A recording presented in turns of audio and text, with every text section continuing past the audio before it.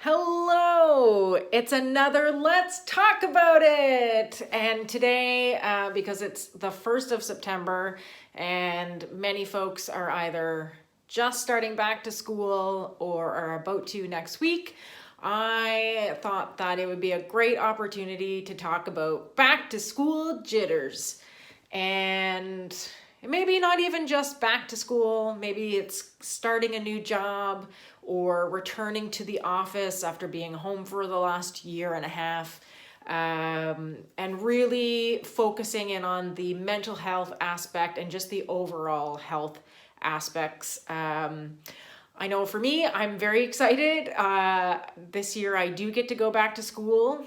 If you watched the story earlier today, you'll know that September for me is an exciting time of year, but also a bit sad because I miss going back to school. I miss going supplies shopping. I can still smell staples if I think about it at this time of year, and like picking up the limit of loose leaf that we were allowed. It was all very exciting. But this year I am returning back to school, but I'm going back as a lecturer again. It's been a couple of years since I was at the front of the class officially, and I'm very excited to be going back. It is not what I was expecting to be doing right now. But life has a funny way of kind of shaking things up when you least expect it, and I don't know, finding a path forward for you. It's not always this easy in my life. It certainly has never been this easy to go from one job to another. But very, very grateful for the opportunity to go back to teach some of my favorite courses, and a brand new one that is surely to challenge me, but I'm excited about it. So all of that is just a preamble to the back to school jitters. I've been talking with my friends and some younger folks who are heading back to school, and there is always, I've found, even as a school lover, I have food all over me, sorry. As a school lover, I always got a little bit nervous because you just don't know what to expect. And this kind of goes back to what I was talking about a few weeks ago in the last Let's Talk About It, about what to do when things don't go your way, or as you had hoped or planned. And I think a lot of our fears come from that unknown. Like we haven't done something before, so it's scary, but then we do it and it's less scary the next time. So I always find the first day of work or the first day of school or the first time doing something, the first class, fitness class, whatever it might be, is always a little unnerving, and I get quite nervous. Anyway, I've got some anxiety challenges, but I find once I do something once or twice, those jitters go away. So let's talk about that. Let's talk about how we build in the systems that will help us succeed and also take away some of that anxiety.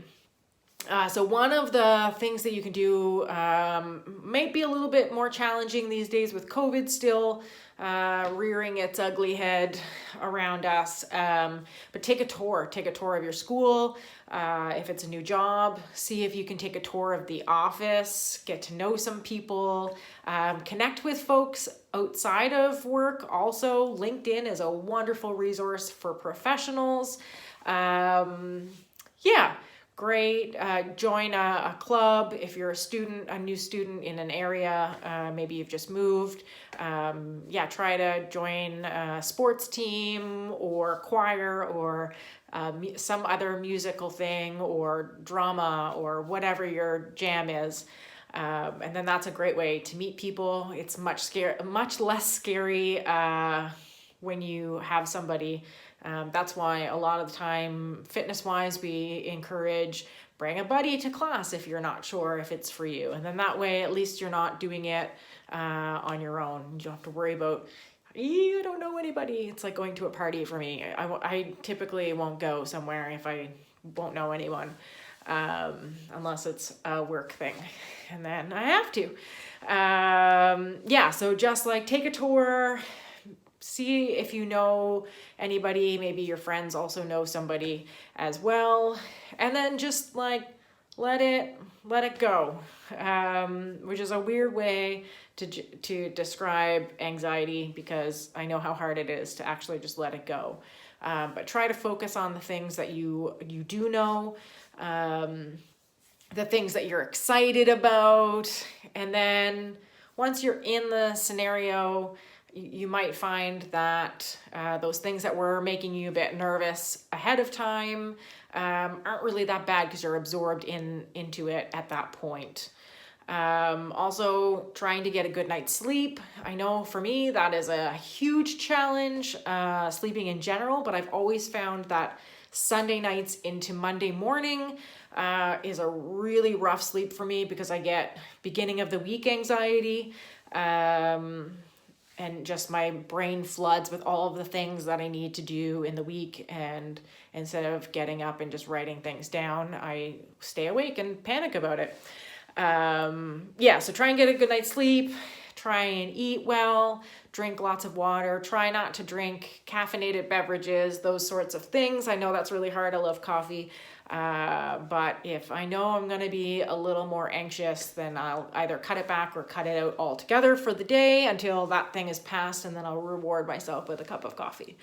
So really just A, talk about it, B, try and identify areas that are really positive and the areas that you're a little more anxious about, and then find ways to reduce that anxiety. And most of all, I think most importantly, just try to enjoy the entire experience as much as you can. Just go full tilt into it if you can, and enjoy every minute. And I find it's usually a lot worse in my head than it is in reality. So with that, I will leave you. I hope everybody that's heading back to school has a rockin' first day and first week. And anybody who's starting a new job or a new program or whatever, I hope that goes well also. Thanks for tuning in. I'll see you in a few weeks.